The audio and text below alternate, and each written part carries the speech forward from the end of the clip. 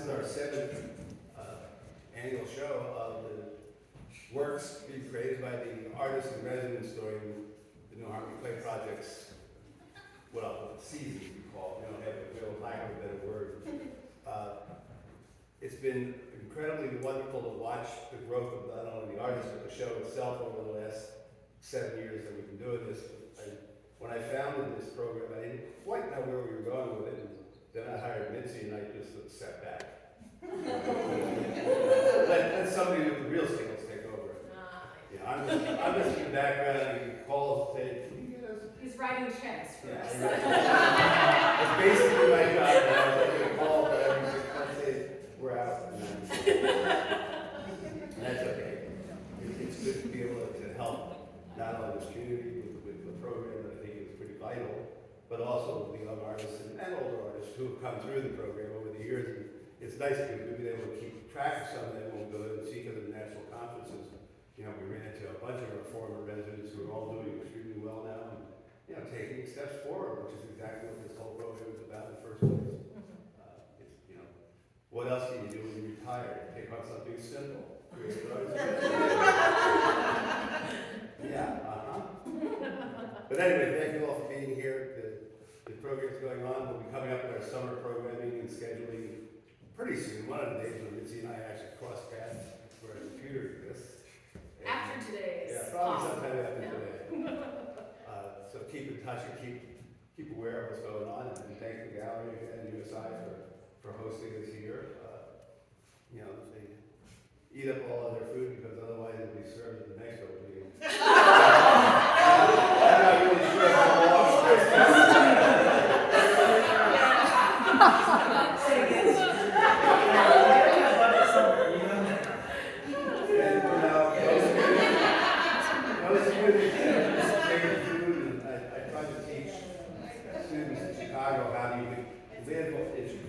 this at gallery openings. If you get a handbag sitting in the street, it's really easy to get a bag that opens up like this above the table. If you've ever been to galleries in Chicago, they have openings where a lot of good food. But anyway, I'll turn it over to Mitzi, the project director, who without, we probably wouldn't have what we have now.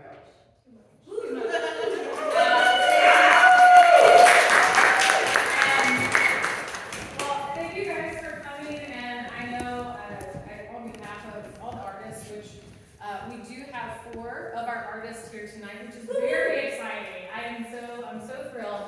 And we've asked that each of them speak to you guys briefly about their work. But I'm going to start off speaking of one of our former resident artists who came in January, and then Elizabeth. And then I will also speak about Jackson.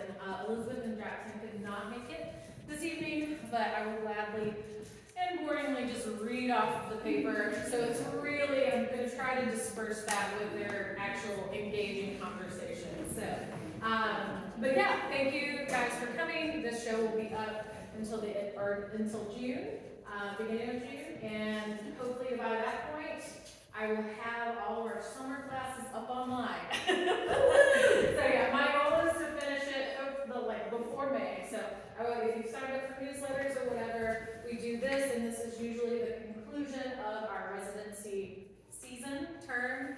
And we then utilize the studio in a different way when we teach the local community or even the tri-state area.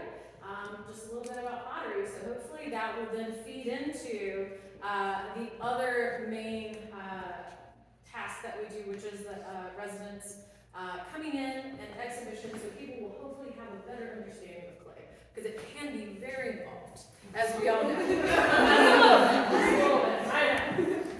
Well, I'm going to tell you guys about Elizabeth Arzani. I'm actually going to read her artist statement because it's very lovely. Her pieces are all of these guys, and I will. Oh, you're following me, aren't you? Yeah, you're doing that. Okay. Elizabeth's from Portland, Oregon, and she came to us from Portland, Oregon, but originally she's from North Carolina. But I'm going to just read to you. As an interdisciplinary assembler, I locate stories holding cracks and creases, stains and rust of physical objects, layered with my own marking. Words can be vessels, deep wells to fall into and shallow entrapments, guided by paradox and the homonym whole, H-O-L-E, and W-H-O-L-E, two words that sound the same, but have contradictory meaning when one letter is added or subtracted. My material construction similarly asks to be understood by the context of their environment. They become site-specific maps of place, offering a form of communication that extend language. Focusing on nuances within a vernacular, I question what is lost or can be transmitted through translations. Working between painting, sculpture, and printmaking practices reveals allegorical relationships embedded in materiality. My impulse to collect and my desire to recycle is a search for connection and an attempt to collaborate with the unknown. Subjects appear as possibilities present in fragments of faded things, forgotten or old. They hide in plain sight, in daily lists, conversations, the paths I repeat, the windows I look through, and the doors I open and close, creating a vocabulary of gestures that transcribe my findings in cyclical forms of destruction and repair. Much like a puzzle, traces of information imbue how I pair different processes and techniques to the assorted ephemera. The result exists as a question, testing what can function in unexpected and precarious ways. And that is Elizabeth Arzani.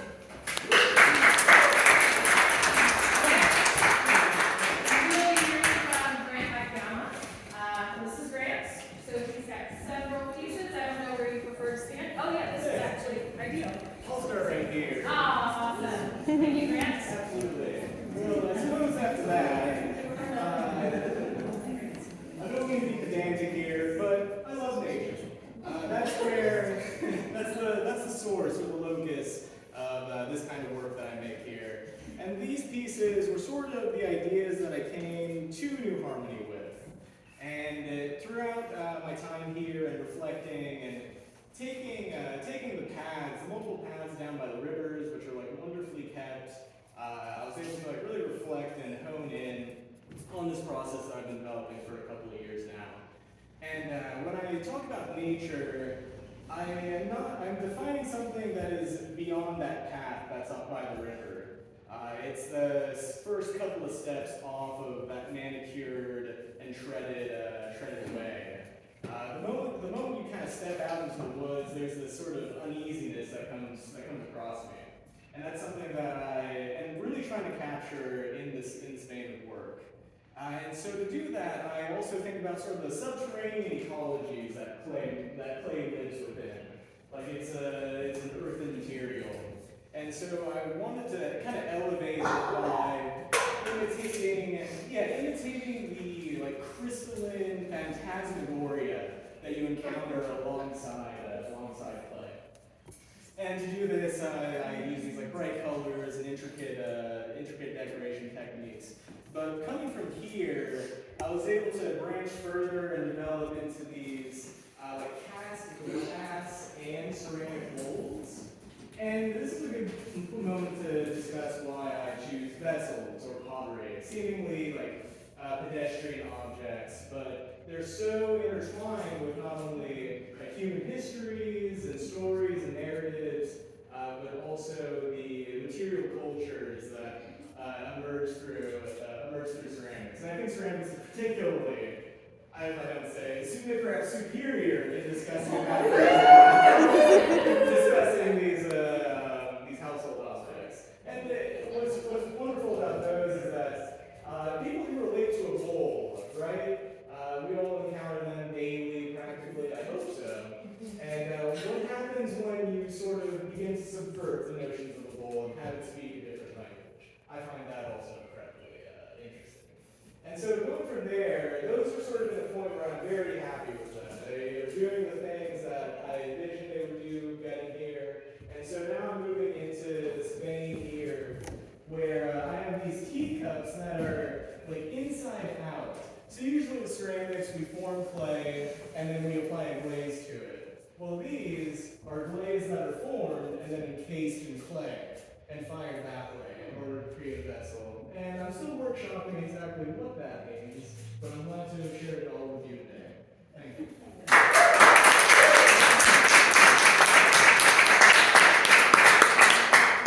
Next, we will be hearing from Alsaied.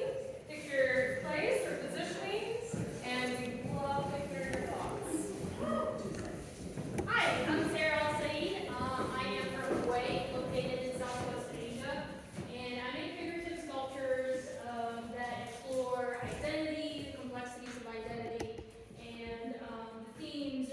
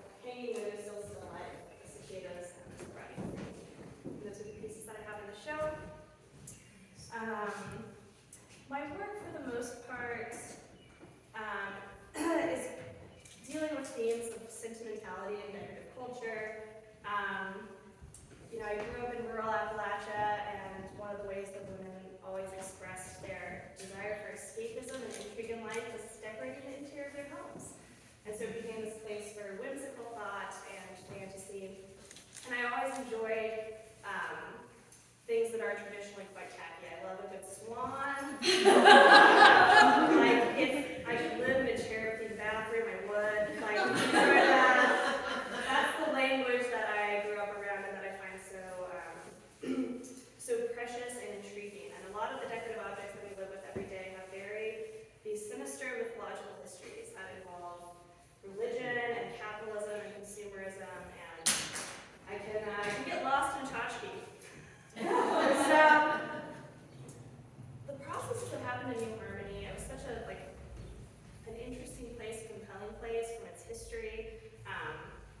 I also can get lost in history of religious cults and the objects that those entail. So this was a particularly productive time for me.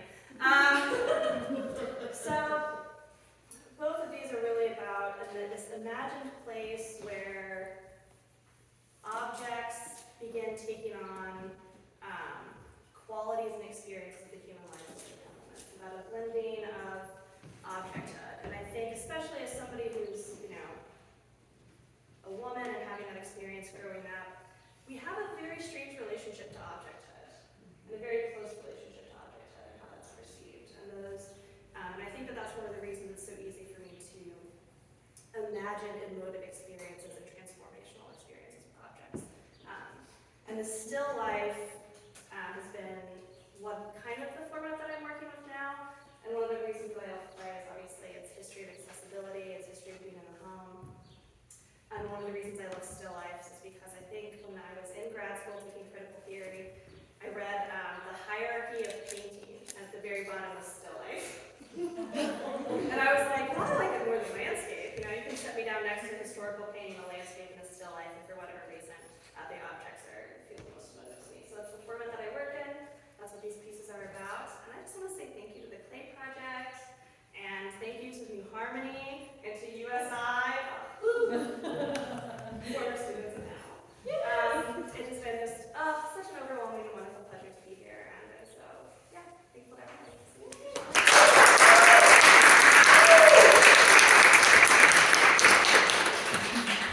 And we have 2 more to go. Thank you guys for staying and listening. Up next is Cameron Ford. He was a resident from September to December of 2022 alongside Caro. So love to hear you tell us about your installation. I'll open with a little biography. I was born in West Germany and raised in Ukraine. These are places that may or may not exist in the future. So there's some question mark about what's going to happen. The work is preoccupied with nostalgia and longing, kind of remembering. These pixelated posters here are drawn from the Soviet era, and their digital mediation through pixelation is reflective of my own experience and memory of these objects. So many of these posters and ephemera are lost to time because they are ephemeral. So the ways that they're preserved and archived through the internet now in the 21st century, that's a pixelated version of history. The ways that it influences my own memory, having seen the objects and now seeing their digital recreations, I'm trying to bring that back around with the work to give you my experience of these things, which is now a computerized kind of recreation. The bottles and cigarettes have been a symbol in my work in the past of kind of tempting and alluring ideological vices. In the past, I've used them to symbolize religious faith, the kind of dangers and the addictive nature of believing in something bigger than yourself. And so with this, I'm more interested in nostalgia as a pleasant personal feeling, but as a dangerous political motivator. I think we've seen how nostalgia here in the States for when America was greater and its destructive power. That's paralleled in Eastern Europe. It's paralleled in both Ukraine and Russia now, as people are looking for kind of historical examples for how we can build another future. That lost future, the lost promise of the 20th century that we're experiencing here with the sort of slowdown and decline of the American economy is similar to the lost future of that Soviet promise for a bright future. So, those things, I think there's good things to long for, and there's dangerous ways that longing gets expressed. This larger poster is an image from the streets of Lviv, where I grew up in Western Ukraine. It's a monument of the national poet of Ukraine who worked in the late 19th century. His poem, which is maybe too small to read here, is about longing for Ukraine. He wrote it in exile, and I feel that way myself, kind of far away and unable to return.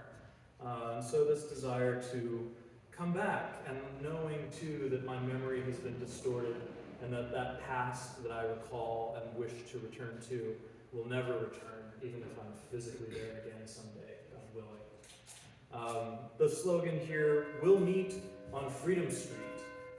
Freedom Street is the main avenue in Lviv and a common place for people to congregate, and that double meaning of freedom and freedom, this desire for life after the war. I think there's a little hope there buried deep under a lot of yearning. So as I've made the work, it's been very personal, very emotional. With the language barrier, I think it becomes more difficult for my audience here. But I had the pleasure of hosting my parents this morning, and their shared experience of missing Ukraine, for me, just kind of resonated, and I was able to feel that the work has a place with the diaspora, at least. So New Harmony was so much its own place, and so different from the rest of my life. It was nice to be able to come here and really dive deep into my own memory. So yeah, I really appreciate the opportunity to have been a resident here, and the support and just technical help of the residency and the folks at USI. It's just been really wonderful. So I appreciate it. Thank you so much.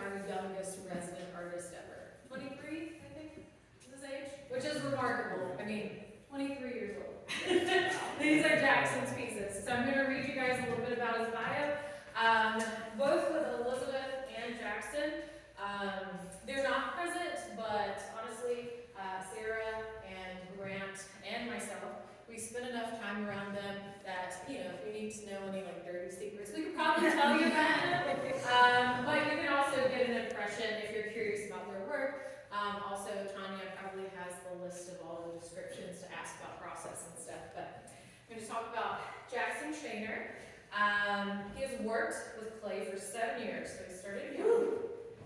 He received his Bachelor of Arts in Studio Art from Penland University in 2022. While there, he worked as a teaching fellow for the introductory class and fell in love with teaching. Jackson also received the Glenn Howerton Award for his achievements in 3D work and was inducted into the Phi Beta Kappa Honors Society for his academic accomplishments. Currently, he works as a ceramic artist, a pottery instructor, and a production assistant for another potter in Greenville, South Carolina. Jackson has participated in several art exhibitions and has had work published in the Art Astonished magazine. In the future, Jackson looks forward to pursuing his MFA so that he may teach at university level. And as a tidbit, right before he left, he was able to join us at NCCA, which is our big clay conference, and it happened in Cincinnati, Ohio. He joined us, and while he was there, he found out that he had been accepted into graduate school at the University of South Carolina in Columbia, South Carolina. So yeah, that's about Jackson.